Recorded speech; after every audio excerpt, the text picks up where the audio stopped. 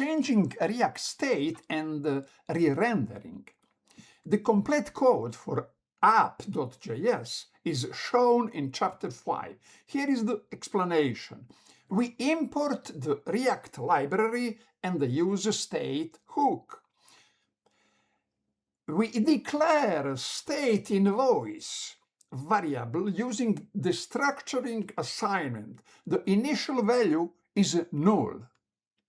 Next, we declare the mock product data. We define the bybook function, which calls setInvoice function.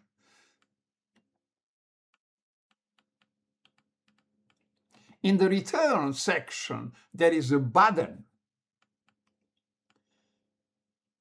The onClick event calls the event handler function bybook.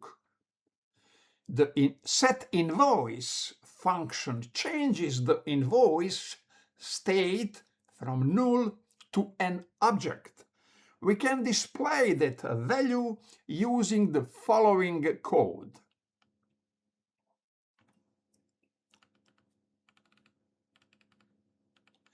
Re-rendering. Changing the invoice state by calling setInvoice triggers React's re-rendering process. The sequence is as follows. React creates a new virtual DOM.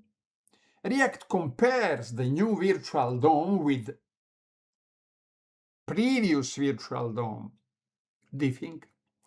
If differences are found, React updates only the changed part of the actual DOM reconciliation. In our example, the invoice section is added to the actual document object model.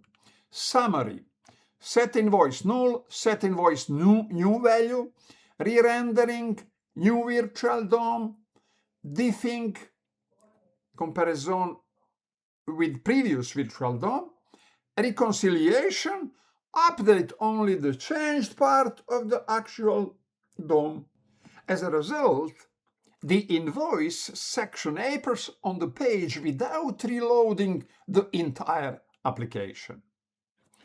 Thank you for watching this video.